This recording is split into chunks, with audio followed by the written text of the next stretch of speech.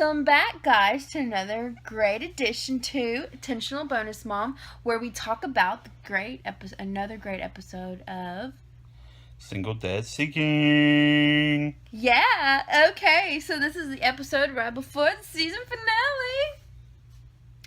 Okay, so we're going to start off with Mike, Valine, and Mikey. In this episode, I actually realized he had a tattoo of Mikey written on him. That's really sad because it's almost over, and I just realized that.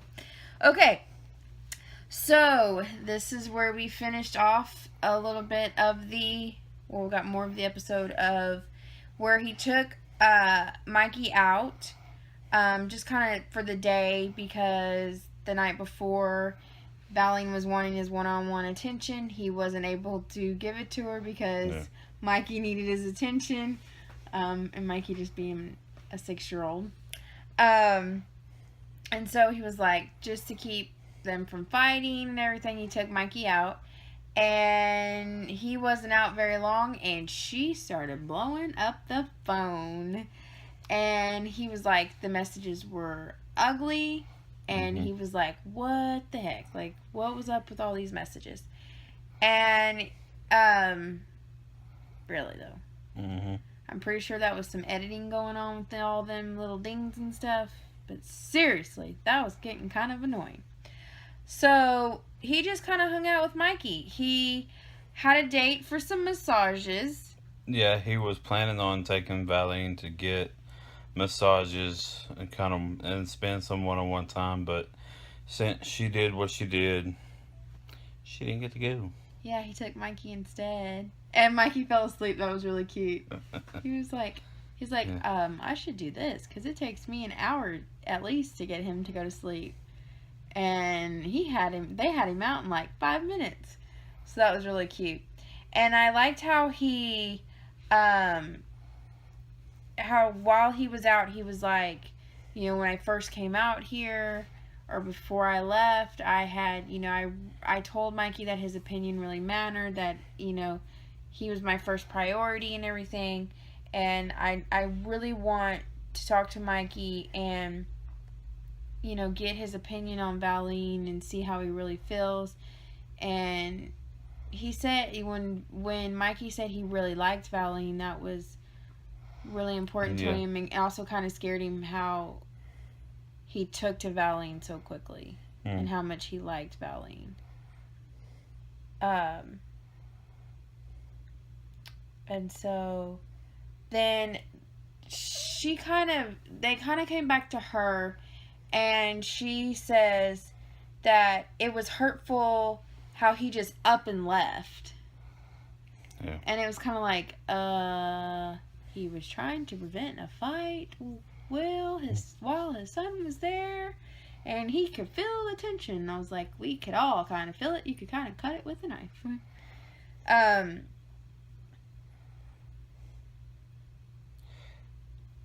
And it was that way, like she, it was the same thing. She's just more wanting his attention, and just wanting his all the time, and it's kind of deal like she got to learn as being a parent that you have your time, more or less your one-on-one time is after the kids go to bed. Yeah. Or if they're away at grandparents or their parents, friend's house, cousin's house, whatever. That's the time that you can set up your one-on-one time. Yeah, and my question is too, like, does she realize that maybe she hurt him too, and he does have a son, and he doesn't want Mikey to get hurt if they start arguing or something like because that's the one thing, is like you're trying to become a family, and so you're supposed to be wanting to do things together as a family, not one-on-one. And sometimes you just have to be understanding. Anyway. Yeah, and sometimes you just have to be understanding. Like, it's not always going to go as you planned. So that's basically, and you just have to understand too. You don't want to regret anything in the moment. And so basically, they kind of left, and he didn't go. The way it sounded like he wasn't going home that night. Yeah, and I think it's better. Sometimes you just need to kind of cool off, and kind of. And I think it's better for him not to show Mikey that either, because Mikey started asking like why wasn't Valine there and stuff like that. But I think it's good, and he's like, oh, spend one-on-one time with Mikey too, and not, kind of like, it's okay to have one-on-one time too, and it's better for Mikey not to see that. Okay, so then we're off to Jason and Sarah and his 2 teenage daughters, and they wanted to go do something as a family to kind of bond, and so they go karting racing, and Sydney is the one that came up with all the rules, and she kind of calls them out really quickly on the PDA. Mm-hmm. And she was like, it's gross and everything. And he realizes this is not going to work. That he has to kind of pull her aside and talk to her. And he, says, why is the rule so important to her? And, why does it bother her? And she basically brings up, she still remembers him with Mom. And she is worried that Sarah's gonna replace Mom, and that is the problem sometimes that you come to when you're in the midst of starting another relationship in the middle of teenagers or right close to preteen, that they're so used to you being with the other person, even if it was for a while, like in that instance, even though she's not their biological mom, she was there for early in childhood all the way through, so they pretty much know her as Mom, and them always together. So, and then I don't know how long, can't remember how long it was they've been apart before he started doing this, and so the daughter, of course, doesn't really, they much still would want parents to be together, the originals, or and that they're not gonna like seeing stuff, but they're gonna see the same thing once they see their mom with another guy at some point, and then they'll be going through the same thing as they just have to also do the adjusting as well as everybody else. Yeah, I agree. And I think that was her. I mean, she has to learn and adjust, and and I think it is hard because somebody else is coming in and she's gotten used to it. But I did think he handled it well too, just being understanding and just talking to her and everything. Because I think Sarah wondered was she this way with Mary Ellen, and she wasn't. She just gotten used to it, and I think she was kind of worried. Then we go to Jake, Amy, and Jake's 3 kids, and they're going to the zoo, and Taylor.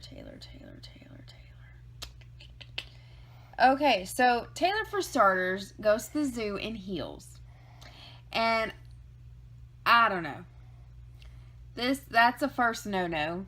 And then she starts being rude, and I say she played the mom card. She starts talking about how she doesn't like to walk, and she wants to ride the little the train, and she wants to go see these animals and stuff. And Amy at first is trying to work with her and trying to, oh, well, let's go this way, and then we can ride the train that way, and let's go see this animal, and it'll lead us that way and all that. And then at one point, Jake is just sometimes it's just easier to pick her up and carry her. And then Tate at one point says, oh, Taylor's just always that way. She complains to get her way, or she complains and all that. And because Amy says, well, maybe it's just because she's used to seeing her dad with her mom and then being single, maybe it's just adjustment. But when Tate basically says that, oh, that's just the way Taylor is, it's no, Taylor's just that way.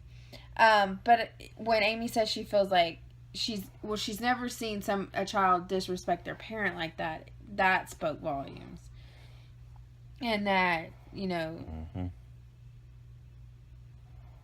I think so. I think that, she's either been, she gets used to getting away with what she wants to get away with. And it could be that's daddy's princess, or, she's used to being, catered to, treated, But I think that with Amy seeing that, and that's something that too can change too, and it's something that can and will change too, and especially when a motherly role or a motherly person comes in the family and says no, when somebody else comes in and says that's not okay, you're being disrespectful, that you need to cut that out. And because she makes a comment, and that's a dig too, because she says, Mom wouldn't make me do that, or whatever. It's like, cut it out, and so I think that's something that, was like, oh, no ma'am, don't play that card. Mm-hmm. And so I think that, I think, and also with the moms, or the women, once they get comfortable, they realize, hey, you need to cut that out. So then we go to John, Denise, and Elijah. The dads seemed to, all 5 dads were in there this time, so we didn't get to stay with one particular dad for very long. So then we go, okay, so let's see.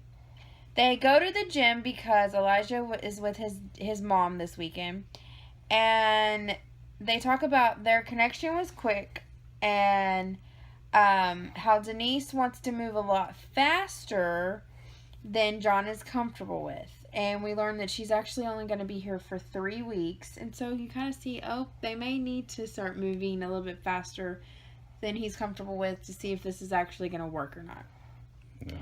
Yeah. And while they're at the gym, his buddy comes, and she mentions that she got a phone number. Oh, yeah. Yeah. And this is where it gets kind of... Okay.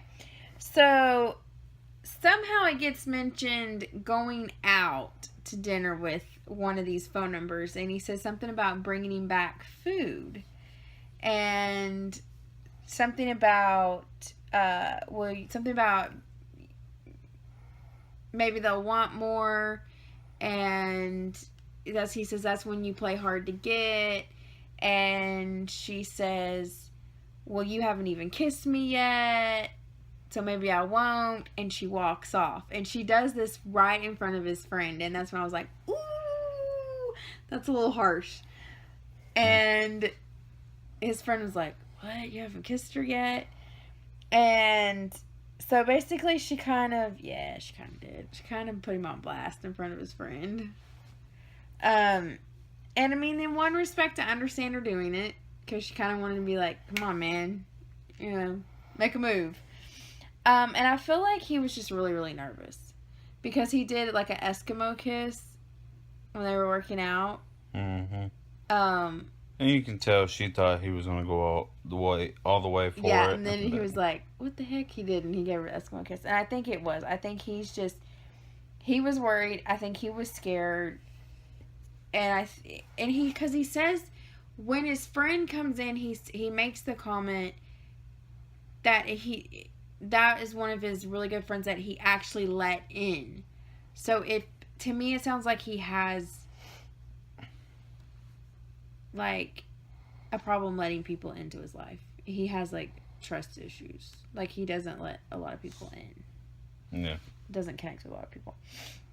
But finally they make it home. And he finally kisses her. Mm-hmm. So, and I said, maybe he just needed a little bit of privacy, too. Maybe it was just like, maybe he needs like a setting, a good setting. Maybe he wasn't like the gym and was like, oh yeah, first kiss. Let's kiss in the gym. Yeah, that sounds like all romantic and everything. Yeah. So, and because he did make the comment, he didn't want to do it in front of Elijah, which I could respect, too. And then we go to Paul, Callie, and his 4 kids.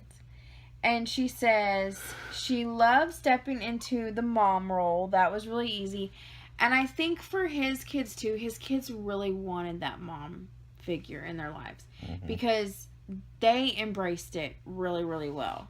Which I think for any stepmom or any stepmom-to-be, that is probably, like, hallelujah. Especially for kids who kind of embrace that the easiest. They don't fight it too much. Is kids that really, really want that and they embrace that the easiest. So I think for her that was probably the best, that they really wanted it.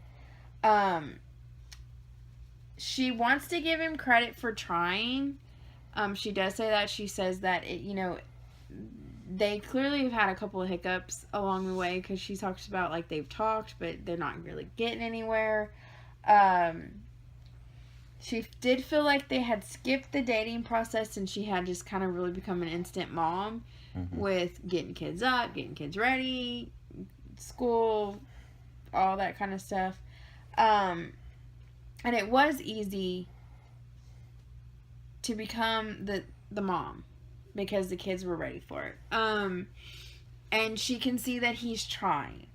I really feel with Paul, his big thing was needing help in the communication and being able to speak clearly, and needing to know what she needed from him.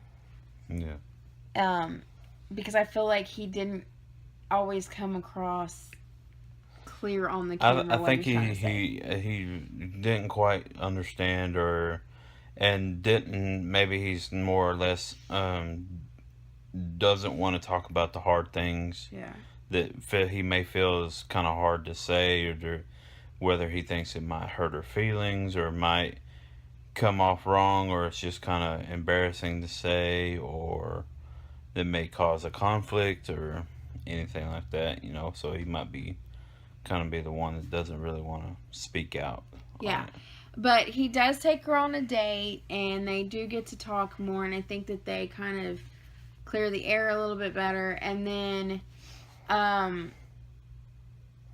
they go back to the house, and they're kind of talking, and they're in his room, and she talks about, like, maybe you should sneak in here, and he was like, oh, that could be dangerous, and they start talking about more serious things about their relationship and stuff, and so I think that really, they started to communicate better, and they're kind of, maybe this can work. But next week's episode, the series finale, 2 hours. Man, everybody's series crying. Finale. I'm not kidding. I was like, man, they waited till the end, and they're gonna have all the men crying. It's starting to look like it's gonna be a bad one. It's gonna be intense. But I think everybody sees things coming down the line, the way that it's been building up and stuff like that. So hopefully, maybe see if somebody can make it work, and who's gonna make it work. Any of the couples gonna be able to make it last? Oh, well, I guess it's not really a spoiler. Okay, so one of the things we found out was, how the episode where Jake didn't come home that night, we were watching it, and how he had that white residue on his feet, on his knees, and we were like, what the world was that man doing? So it turns out he put on his Facebook page that he had been Bailey, that he had been tiling, and it was the residue from the concrete. So just in case y'all want to know a little bit of fun fact, turns out he had been editing that part late at night and not 10 o'clock in the morning. So there's a fun fact you probably didn't know unless you watched this or you went on his Facebook page. All right. That's all we got. We'll see what the 2-hour season finale's like. It's gonna be intense, guys. It's intense.